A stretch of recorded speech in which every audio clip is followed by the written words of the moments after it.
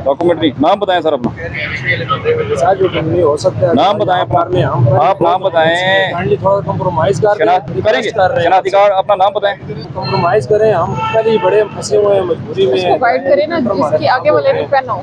जब दोनों ने नहीं पहना तो पिछले को क्या गाइड कर ले। ये आपका 2000 रुपया जुर्माना किया है, पे करके बाइक ले। हेलमेट क्यों नहीं पहना हुआ आपने? सर कसमें नहीं उठा, आप भाई हमारे कसमें ना उठाएं। अभी देखिए, इनको रोके इन्होंने कि इनका टूट गया, आपको रोके। मैसेज आ गया, चेक करें, आपके नंबर पे मैसेज भेज दिए। यहाँ लाइन आपकी हेलमेट टूट गया।